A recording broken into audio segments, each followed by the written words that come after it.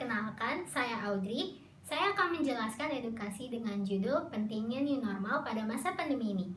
Hari ini, saya akan mengedukasikan materi pertama untuk semua masyarakat.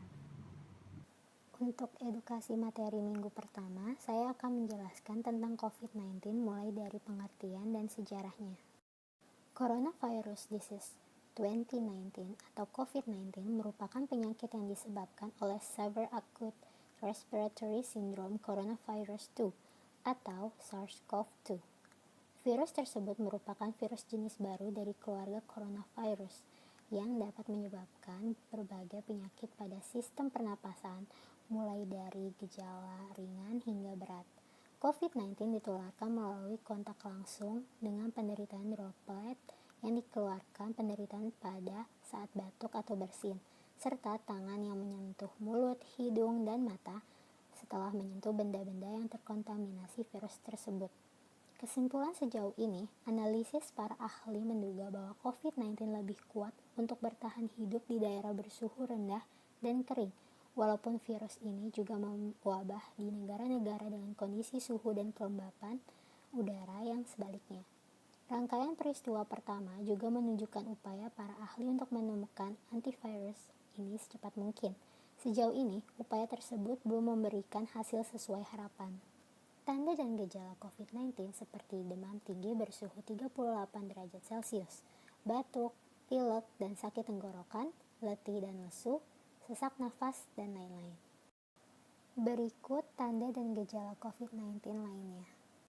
Untuk mencegahnya, kita bisa melakukan seperti jaga jarak minimal 1-2 meter, gunakan masker saat berpergian walaupun pada keadaan sehat atau sakit, cuci tangan selalu, dan rutin mandi terutama setelah berpergian, dan hidup sehat. Asal mula virus corona COVID-19, Wuhan, China. Wuhan adalah ibu kota provinsi Hubei, Tiongkok. Kota ini adalah kota terpadat penduduknya di bagian pusat Tiongkok. Ia juga telah memiliki jalur metro yang menghubungkan beberapa tempat di wilayah kota Hankou. Wuhan masa kini merupakan gabungan dari 3 kota yang berdekatan dan terletak di lembah sungai Yangtze. Wilayah kota Wuchang dan Hanyang merupakan 2 kota pertama bergabung dan memiliki benteng pertahanan bersama. Kota lain yang kemudian bergabung adalah Hankou. Wuhan boleh dikatakan salah satu kota tua di Tiongkok. Lebih dari 3.500 tahun lalu sudah ada pemukiman dan aktivitas di sini. Pada era 1800, Wuhan di bawah kendali Inggris, sementara pada Perang Dunia Kedua, Wuhan dikuasai Jepang. Wuhan juga menjadi tempat pemberontakan Wuchang pada tahun 1911 yang akhirnya membawa kejatuhan dinasti Qing dan pendirian Republik Tiongkok. Pemerintah itu kemudian dikalahkan pasukan komunis pada tahun 1949 yang menjadi cikal bakal pendirian Republik Rakyat Tiongkok. Pasar Wuhan, virus corona mewakili salah satu virus yang ada pada hewan yang dalam keadaan tertentu bisa berpindah ke manusia. Kontak dengan daging dari berbagai hewan yang dijual di Huanan Wholesale Seafood Market ditetapkan sebagai penyebab yang paling mungkin.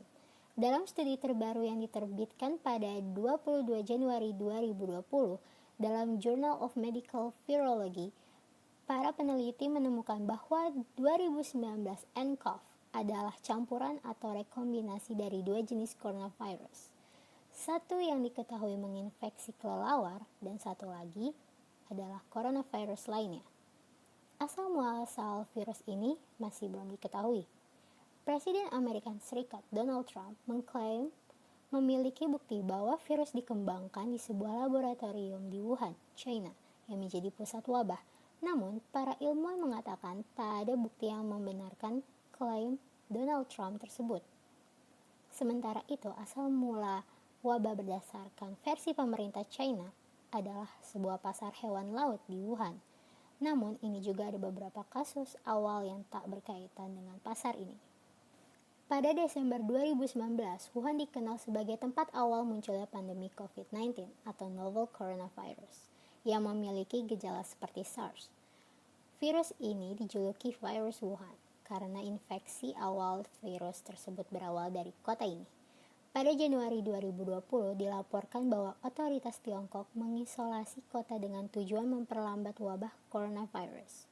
Usaha mengarantina kota ini berpengaruh pada aktivitas transportasi darat maupun udara. Menurut data yang dirilis Gugus Tugas Percepatan Penanganan COVID-19 Republik Indonesia, jumlah kasus terkonfirmasi positif hingga saat ini, tanggal 17 Juli 2020 jam 4 sore adalah 83.130 orang, dengan jumlah kematian 3.957 orang. Untuk hari ini edukasi yang saya jelaskan sampai di sini dulu. Sampai bertemu minggu depan untuk materi edukasi selanjutnya. Don't forget to wash your hands, wearing mask, and social distancing. Bye!